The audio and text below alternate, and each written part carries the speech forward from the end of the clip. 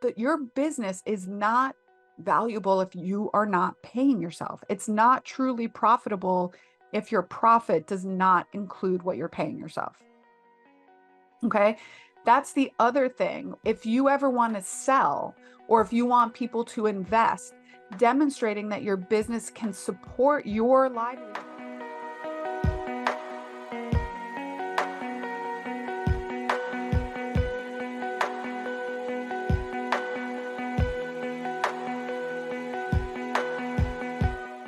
Hey there, everyone. Thank you for joining me for another episode of the Female Empowered Podcast. I am your host, Krista Gurka.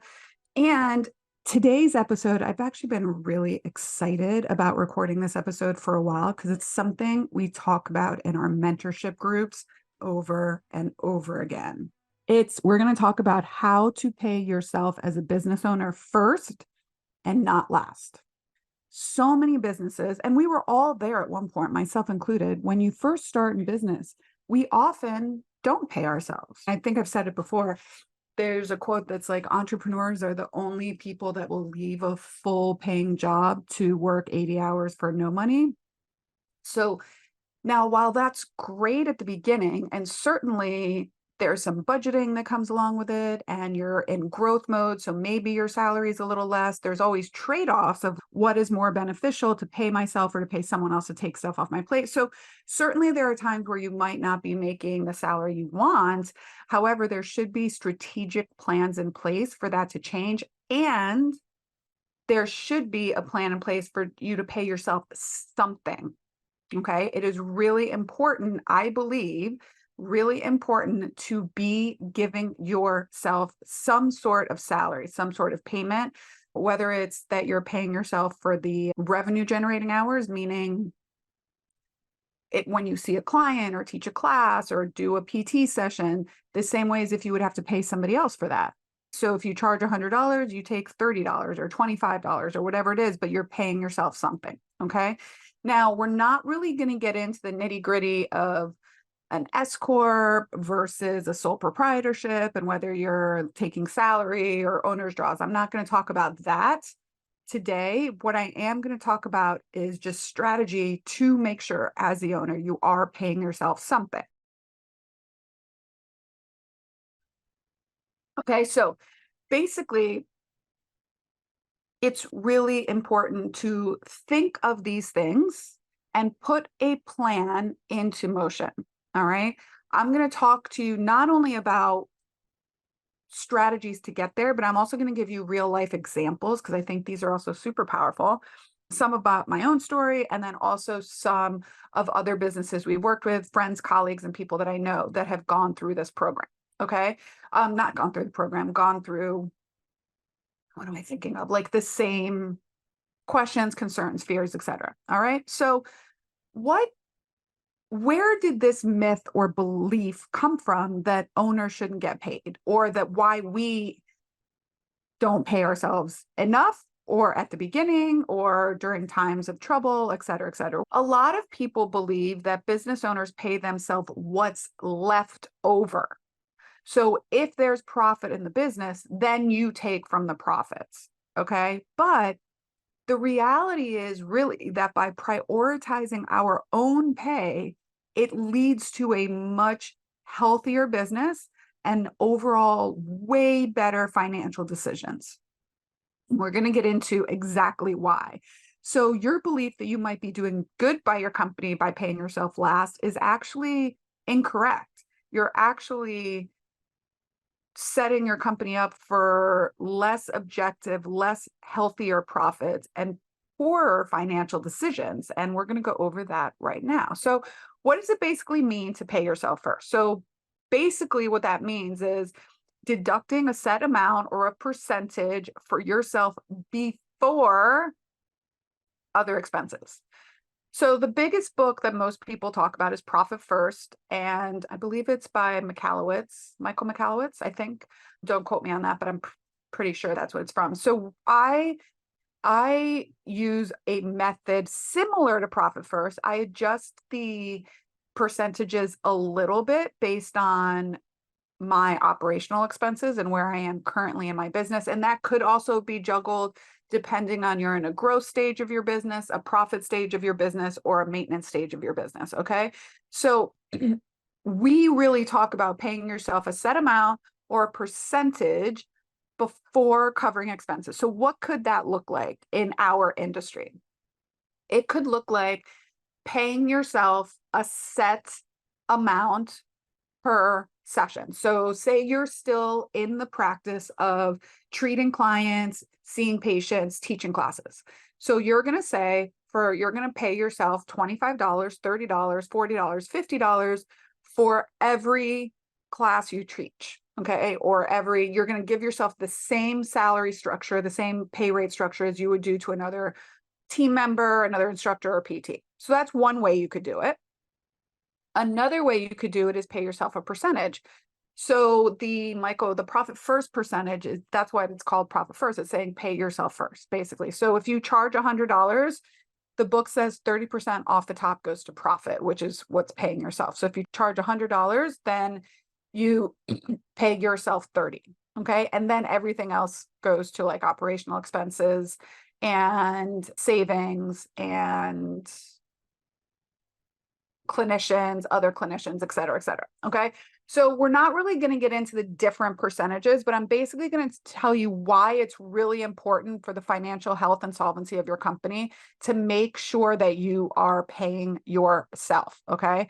Taking only what's left after you have paid all of your expenses and everything is a really slippery slope and really dangerous. And here's why. Some people used to believe that all your resources should be poured back into the business. And while there are certainly times where you should reinvest or at least save, I don't believe that everything should be poured back into the business until all of your expenses are paid and you are an expense. Your salary is part of the expense. So you shouldn't be reinvesting in the business until you're paying yourself. Okay. Now, some business owners, for whatever reason, I don't know why, think that it's selfish to not be totally 100% dedicated to putting money back into the business. And so they're like, I don't want to take that much out. Well, why not? If you went and worked for someone else, if you came and worked for Pilates in the Grove, you certainly would not settle for me saying, oh, I'm going to pay you after everything is done. We'll see how much we have left. No, you would say, I want 60,000, 70,000, 80,000, 90,000. Or if you're some crazy new grad coming out of school now, you're like, I want $75 an hour and I want to make 125,000, but I don't want to do more than 5 evals a week. But that's a total other aside. So anyways, there is also a very big misconception that the more you reinvest into the business, the faster you will grow. And that is certainly true in some instances, but not always. And sometimes you reinvest back in the business for things that you don't really need in the business. Another reason why it's not really financially healthy to reinvest that money in the business before you paid yourself. You have a false sense of profitability in the business. Okay. So most people all talk about how I didn't pay myself for 5 years and I didn't do this, especially in the early startup days of people's businesses. And like I said, definitely there are things we need to pay. We need to pay our rent. We need to pay our team, but we don't need to buy that fancy piece of equipment until we've paid ourselves. We don't need to expand into a bigger, more expensive place until we're paying ourselves. We don't need to hire another person until we're paying ourselves. So these are things to think about. All right. So let's talk about the reality. In reality, prioritizing your pay as the owner will lead to healthier business, a very much healthier business, healthier profitability, and better financial decisions in the future. And this is why I am adamant about business owners paying themselves from the get-go, even if it's like I'm taking $500 a week, which is $25,000 a year. Okay. So that's not a lot of money. Okay. So one, there's psychological benefits to this. Paying yourself first reinforces that your time, your effort, your energy is valuable. And it is. Okay. It also boosts your motivation. Getting a regular paycheck serves as a reward, and it increases your motivation to do better and work for a higher salary. Okay. It also can significantly reduce your personal stress, right? If you're not paying yourself, and I don't know everyone's financial situation, but if you're not paying yourself, you could be hurting your personal finances. So this is something to consider also. All right. That's like your personal benefit to paying yourself, right? You recognize the value you create in your business, because you certainly do. It really starts to motivate you to continue to do better so that you can continue to give yourself a raise. And obviously, it reduces financial stress. Now, what you do with that money once you pay yourself, that's your decision. If you don't need it for your personal finances and you want to put it into a savings account in case you need to reinvest it back in the business, fine. But you're still paying it to yourself and then deciding what you want to do from a personal perspective. Okay. From a business perspective, it really starts to force you to have better financial discipline. Okay. Knowing that there's a set amount that you need to pay yourself will help you keep a tight rein on expenses. For example, if you have a leftover $4,000 in the bank every month or on the books every month, and you're like, oh, $4,000, that's great. Or at the end of the year, that's $50,000 or $48,000. And you're saying, oh, we can buy new equipment, but you haven't paid yourself. Okay. You're making poor financial decisions. And so having a discipline to pay yourself, even if it's $500 a week, will help you have a better understanding of what's really happening in your business. Okay. So instead of paying for that high-end new equipment, you will focus on maximizing the usage of what you currently have. And this is something that I did this year at Pilates in the Grove when we were looking at expansion and possibly maybe opening up a third studio. One of the things that I went back and looked at was off of some advice from one of my business mentors was make your current studios as profitable as possible before you expand. So how can you make the four walls of your brick and mortar business as profitable as possible before you expand? Okay. It also, paying yourself will give yourself way clearer health indicators of the business. Okay. With a consistent salary, it's easier to track your financial health month to month. Okay. Whether rather than taking like random owners distributions like sporadically. So I myself, now I am an S Corp, so I have myself on salary. Okay. I pay myself every 2 weeks, the same way my employees get paid. And I pay myself a flat fee based on the amount that I want to earn. Okay. For years, I was paying myself last. I was paying myself what I was seeing in client care and in teaching classes. But I wasn't paying myself really like an owner salary. I was taking that in distributions. And so what would happen was I'd be like, oh, we have an extra 25,000. Let's do this. Let's grow. Let's do this. And I wasn't paying myself. Or if the business needed help, I was taking it out of my salary. So what I started to do before COVID was I'm like, this is what I want to make. And this is what I'm going to take in salary. And I will be honest, there was a little fear factor in that. What if the business can't afford it? Is that greedy? I'm taking it off the top instead of what's left. And I said, no, what I'm going to do this is what I would expect in payment based on the work that I do. And I'm going to take this. And if the business can't afford to pay that, then I need to reevaluate the financial solvency and the financial health of the business. Okay. So did I take a little bit of a pay cut during COVID? I did, but these are like very extreme. I would have rather taken a pay cut than my team. So I wanted to keep everyone as paid as possible, but I didn't take a huge pay cut. I maybe skipped a paycheck or two, and then I decreased my salary a little bit, but I still continue to pay myself through COVID because I wanted to see what your business is not valuable if you are not paying yourself. It's not truly profitable if your profit does not include what you're paying yourself. Okay. That's the other thing. If you ever want to sell, or if you want people to invest, demonstrating that your business can support your livelihood with what you want to get paid will attract potential investors and partners. Okay. It indicates that not only is your business stable, but that it is profitable. So, from a strategic business advantage, it is very important to be having yourself on the books as an owner. It also provides tremendous amount of personal stability, whether you want to buy a home. I've talked about this before on other podcasts, another episode, like how to pay yourself to take owner's draws or put yourself on salary. And the difference with owner's draws is that doesn't show up on a W-2.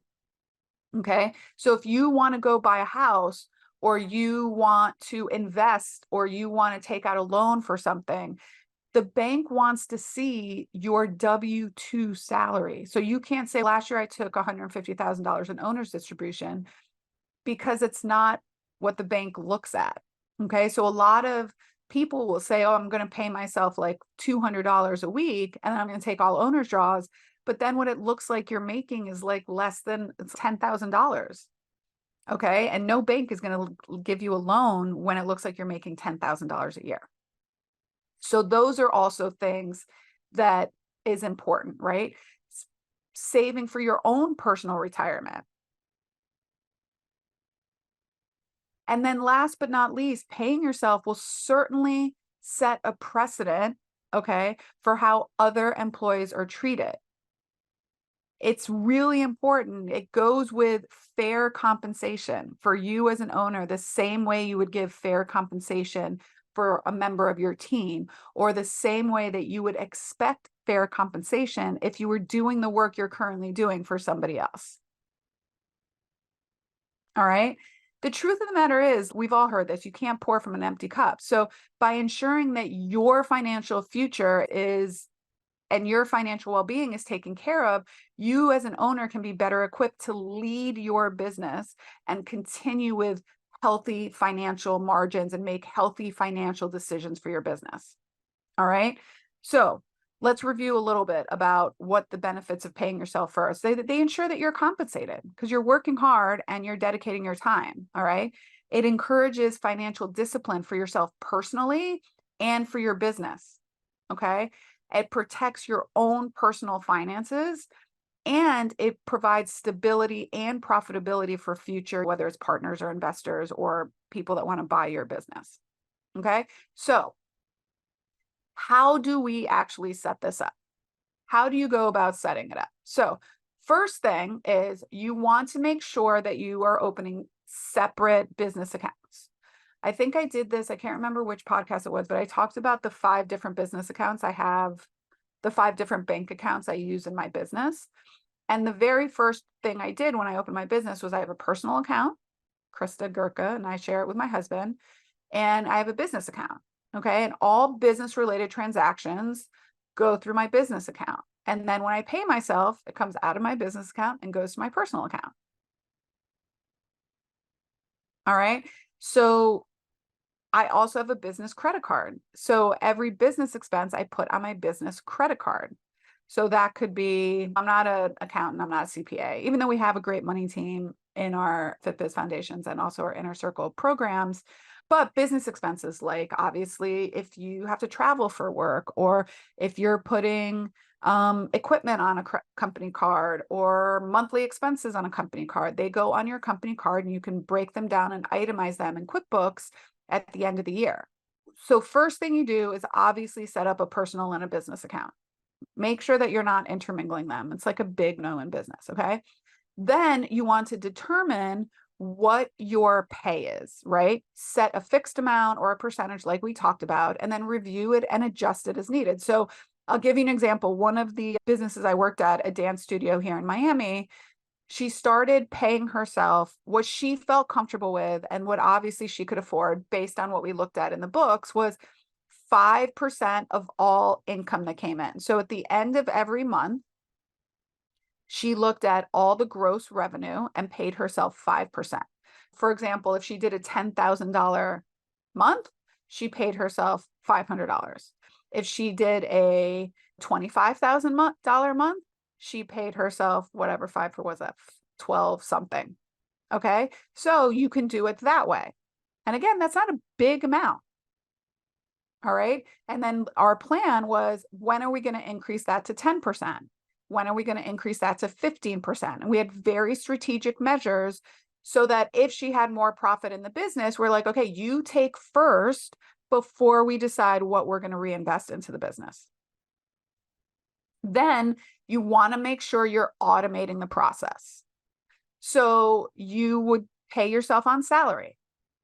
Or if you're, again, we're not going to get into the different ways you can pay yourself in this episode, or you can set up like at the beginning of every month, you're going to take an owner's draw and you're going to look at what's 5% of the revenue and you're going to take that, or 10% of the revenue.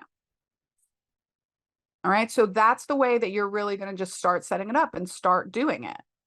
Okay. And if this is something that you're like, I don't know how to do it, schedule a call with me. I do one-on-one coaching calls. You can go to my website, kristagurka.com, and you can look at work with me. And there's a way to schedule a call with me, and we can sit down and we can go over this. Talk to your accountant and your money team. Okay. If you have one, and look at it. What can your company afford to pay you? And if it can't afford to pay you, then we have another problem that we need to talk about. And this is the next thing that I usually get. What if my business can't afford it? Okay.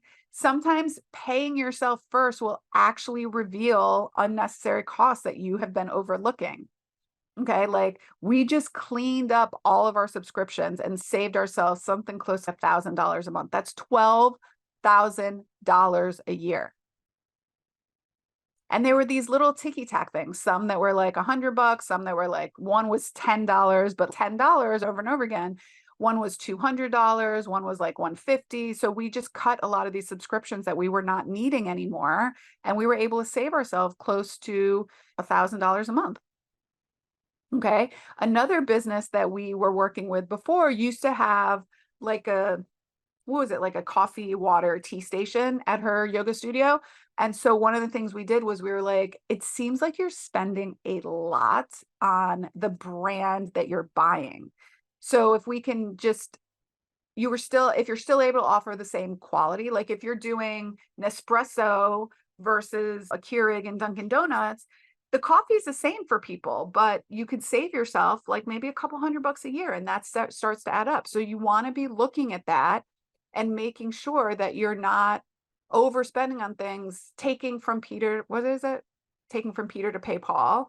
So like spending on things you don't necessarily need and not taking the money first. Okay. So we have worked with businesses that started paying themselves $100 a week. But like I said, anything is better than nothing. Now, you don't want to stay at $100 a week. You don't want to pay yourself $5,000 a year, but like anything is better than nothing. And then we put a plan in place, right, to how to get you to be more successful and how to start the plan to get you to go from $100 a week to $1,000 a week to $2,000 a week. You want to track your finances. That's why I'm a big proponent of QuickBooks, okay, and having a bookkeeper or some sort of money team, okay. We recommend Kickstart Accounting. I also recommend Sandy, which is Fit Money Coach, okay. So Kickstart Accounting or Fit Money Coach, both of them are the people that we work with and that I highly recommend. Get a good money team so that they can help you with these decisions.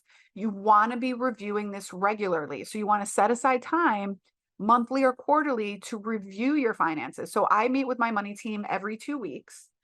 All right. We have a, 30, 45-minute call, and we look at our books and we make sure nothing seems askew. And I ask different questions about if I think our profitability is down, why is it down? What expenses are standing out? I'll tell you that currently, when we just did this for the first half of the year, when we looked at our July, we really noticed that our operational expenses were hitting like 60 something percent, which is really, really high. Okay. From an operational perspective. And I want to be more at like 45% operational expenses. Okay. So that was one of the things when we looked at where can we cut 15% of these expenses? And so we started looking at our subscriptions. Let's start there with things that we no longer need. Then the next thing we're going to look at is we're going to look at some of our salary and pay structure. Okay. We look at our credit card expenses. What are we overspending on? So we really want to see where can we cut 15% of the expenses off of that operational. Some, maybe we can, maybe we can't. We're in the process of that right now. But we were able to cut 5% with just cutting those subscriptions that we no longer needed. Okay. So really staying disciplined is important. So looking at it, and this is also why I really recommend having different bank accounts. So like our operational bank account only keeps what is needed for the operational expenses of the business. Okay. So what I do is all of our sales go into the same bank account. Okay. And then at the end of every month, I only keep in there what we need to pay our bills, and I move everything else. I have two other bank accounts, two other business savings accounts. And one of them right now has, I don't know, 20,000. And I think another one has 12,000. So one is a tax savings account. So I save a reserve for extra taxes I have to pay. And then one of them is for like rainy day stuff. Like we have to have our air conditioning fixed this month. That's going to be like a $5,000 or $6,000 cost. So I don't like, if I keep it in the operational account, I'll be like, oh, look, we have $50,000 in the bank account. Now we can pay, but we don't have it because we haven't technically earned all of it yet. Okay. And we have to keep some money for savings. I always keep money for savings. And like I said, I put myself on salary. I pay myself a flat fee every week. Okay. So I get a paycheck just like my team does, that gets taxes taken out of it, just like my team does every 2 weeks in payroll. So what I really want to encourage you listeners today is to really take a very hard look at your expenses and where are you overspending that you need to start saying, I'm not going to do that until I pay myself more. And if you want to say, okay, I want to take home $100,000. All right. I want to take home $100,000 at the end of the year. Now, I'm going to just do this from like a solopreneur, somebody that has a really small team, because it's just easier numbers. Okay. I want to take home $100,000 salary at the end of the year. Okay. Before taxes. So what that means is, and then I only want to work 48 weeks a year. I want to be able to take 4 full weeks off. Okay. And say your monthly expenses are, I don't know. And again, this is really low, but say your monthly expenses, say you pay $2,000 in rent, you pay in software, maybe $500 in software, maybe a couple additional salaries, you pay another $2,000 in salaries. So say your monthly expenses are 10 grand. Let's just make that up. Okay. So then you have $120,000 in annual expenses, and you want to pay yourself 100. So you have to bring in, okay, $220,000 in annual revenue. All right. So 220. Okay. And let's say divided by 52 weeks a year. Okay. And you are going to work 20 hours a week. Let's say you want to see 20 clients a week or teach 20 classes a week, and you have somebody else that's going to teach 20. Okay. So you have 2 people. All right. You're going to divide that so it's 40 hours. Okay. By 40 hours. So you need to charge a minimum of $105 minimum. That means your packages need to be $105. Okay. Meaning per session. So if you charge a package of 10, you need to charge 10 for $1,000. Which means your single sessions need to be 110 or 115 or 120. All right. And that's how you can do it. So you want to back into it. Okay. Now, if you're like, okay, I'm going to just pay myself a little bit at a time. Great. If you want to say, okay, I'm going to pay myself $60,000 this year. Great. How are you going to get to that number? Next year, you want to pay yourself $75,000. Great. Okay. But if you don't have a plan for how to get there, months and years go by and you're still now, damn, I think I paid myself $25,000. Now, there's a lot of different ways that people do business. I'll give you a perfect example of one of the women that was in our inner circle. She owns a really successful physical therapy and Pilates business out in California. Okay. She has very low overhead. She has a phenomenal lease agreement. She pays a great price on rent. And she's not as motivated by having a six-figure annual income. But what she is motivated by is traveling. So she spends a whole month like away in the summer. So doesn't work, goes with her family. I think last year they went to Costa Rica or something. She does all her continuing education through her business. Okay. So if you added up all of those expenses and added that to her salary, then yeah, she would probably be making six figures. But I think she pulls from the business 50 or 60 maybe, but then again, she takes a month off. That's valuable for her. She does 10 or $15,000 worth of continuing education every year. That's valuable for her. She likes that. Okay. So again, but that's how she's getting paid. So it's not like she's doing work for nothing. There's other beliefs for me. For example, I could, if I saw a caseload of patients, okay, so if I saw a caseload of 20 clients a week, okay, I could bring home probably like $250,000 in annual salary between what I make from the profits of the business and owner salary, and then treating a 20-hour a week caseload. But I would not be happy.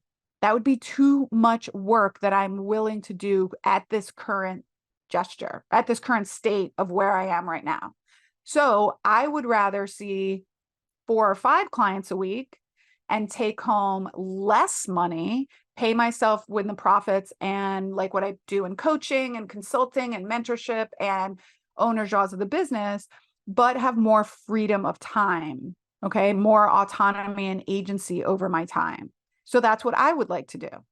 Some people would rather still be the clinician and work 20, 25 hours a week.